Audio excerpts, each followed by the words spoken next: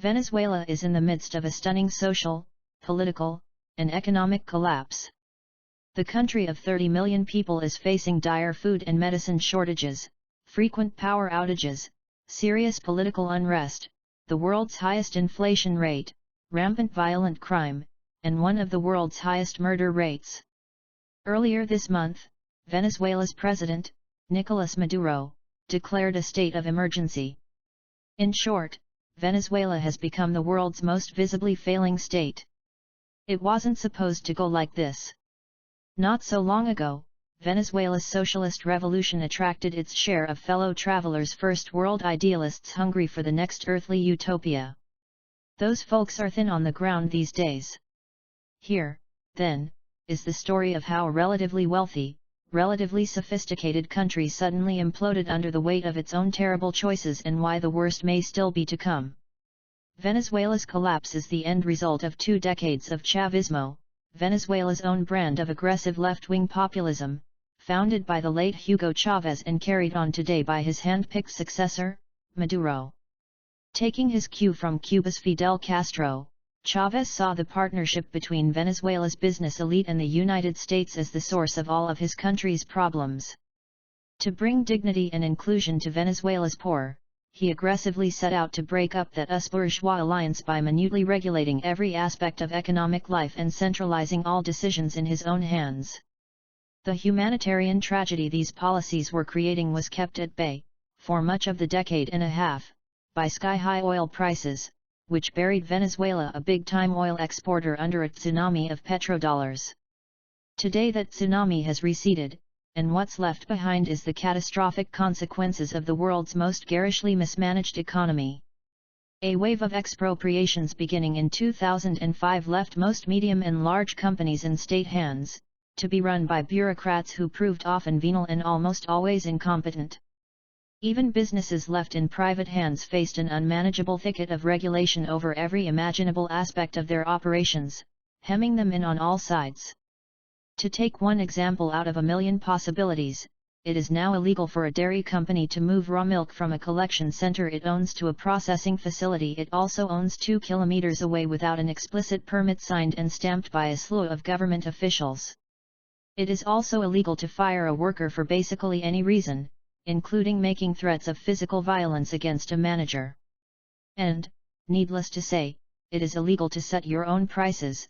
The state does that, often setting them below the cost of production, especially for basic goods. Under such circumstances, even private firms are in essence state-run. The Venezuelan economy today is a kind of caricature of U.S. Republicans' worst nightmares. The difference is that for us, it's not just empty rhetoric. We actually do have a government that's fanatically hostile to private enterprise and convinced that business poses an existential threat to it. Fiscal policy is a disaster, too. Venezuela has been running enormous, unmanageable GDP deficits of more than 10% for years, even back when oil prices were high. Needless to say, it didn't bother to save when the takings were good, and so it now finds itself facing a kind of fiscal Armageddon. The government is so broke it can no longer afford to fly in the planefuls of fast depreciating Bolivar bills, the Venezuelan currency. It gets printed abroad. In effect, the country doesn't have the money to pay for its money. Unable to find enough investors foolhardy enough to lend it the shortfall, the government has given in to the temptation to just create money out of thin air to cover the difference, setting off a breathless monetary expansion that could see inflation top 2,200% in 2017. In Venezuela today, more and more cash is chasing after fewer and fewer goods. The result looks very much like the old Soviet bloc economies, where people had plenty of money in their pockets but it didn't help them because there were no goods on offer. In a strange way, Chavismo has realized the old socialist dream of abolishing money. When there's nothing to buy, money is useless. Having either the world's most punitively misconceived microeconomic policies or the world's most mindlessly self-destructive macroeconomic policies would be bad enough, but having both of them at the same time is just killer. One of the most fascinating twists of the past few years has been the government's almost catatonic failure to grasp the connection between the policy choices it has made and the crisis raging all around it. To economists of pretty much every persuasion, from the far right to the far left, the solution to the crisis is pretty straightforward: stabilize the currency, eliminate those wildly destructive price controls, and make sure spending is at least in the same ballpark as tax revenues. But steeped in the kind of Marxist phraseology that was already out of date a generation ago, the clique around President Maduro seems genuinely convinced that all of the country's problems are the result of a sprawling CIA conspiracy, economic warfare, as official propaganda puts it. It's insane, but within the tightly sealed circle of Marxist true believers around the president, this kind of lunacy never faces any serious pushback. Venezuela's long-suffering opposition, which won a landslide victory in last December's legislative elections only to see virtually all of the National Assembly's power pulled out from under it by a slavishly pro-government Supreme Tribunal, is trying hard to put an end to this catastrophe without tipping the country into an even worse disaster. Venezuela's constitution, which Chavismo enacted in 1999 and began ignoring wholesale shortly thereafter, does allow for a recall referendum to cut the president's term short. The opposition has begun collecting signatures to trigger such a vote, only to face a wall of foot dragging from a government determined to hang on at least through January of 2017. The constitution says that if Maduro is recalled after that, his vice president would finish out his term until 2019, rather than setting off a snap election. The government is therefore determined to stall, even in violation of the rules it unilaterally approved for the recall. The government is playing with fire. It's hard to overstate how volatile the social situation gets when you face critical shortages of food. With people forced to stand in line for 4, 5, 6 hours or more for basic staples and even then sometimes leaving empty-handed, the social situation is combustible. So far, looting has been only sporadic and localized, and security forces have been able to stamp out disorder before it has spread. But there are more and more of these looting episodes, and Venezuela has traumatic recent memories of what happens when food riots spread into nationwide convulsions of violence and mayhem. Venezuela's armed forces are caught in the middle. Though never an especially formidable fighting force, they're still the best armed body in the country. Maduro has already militarized much of the country's security apparatus. The recent state of emergency decree leaves the country within a hair's breadth of martial law.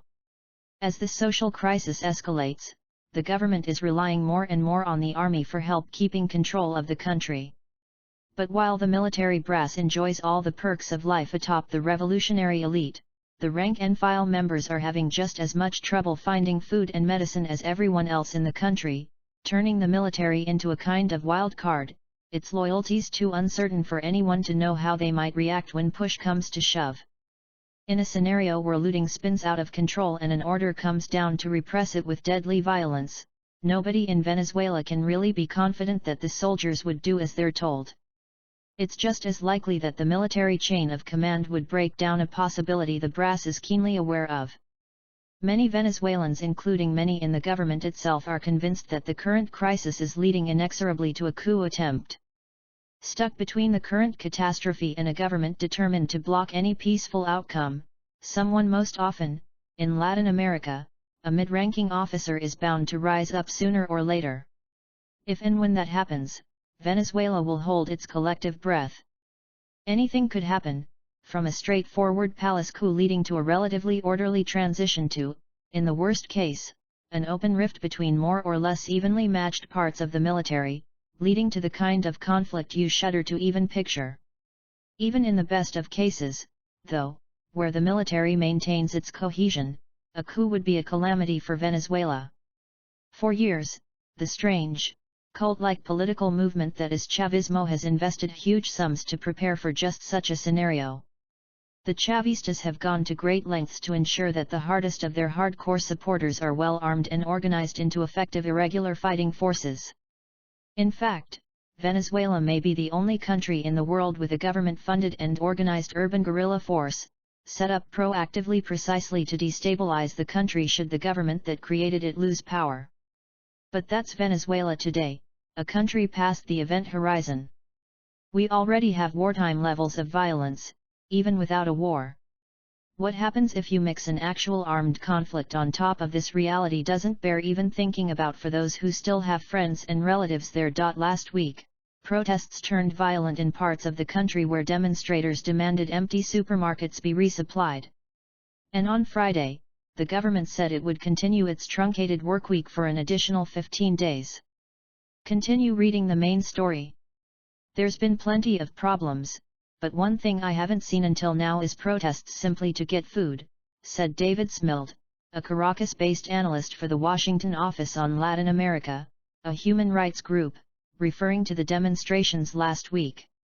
The growing economic crisis fueled by low prices for oil, the country's main export, a drought that has crippled Venezuela's ability to generate hydroelectric power, and a long decline in manufacturing and agricultural production has turned into an intensely political one for President Nicolas Maduro.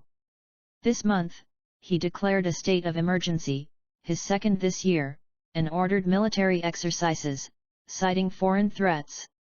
But the president looks increasingly encircled. American officials say the multiplying crises have led Mr. Maduro to fall out of favor with members of his own Socialist Party, who they believe may turn on him, leading to chaos in the streets. Old allies like Brazil, whose leftist president, Dilma Rousseff, was removed this month pending an impeachment trial, are now openly criticizing Venezuela. José Mujica, the leftist former president of Uruguay, last week called Mr. Maduro crazy like a goat.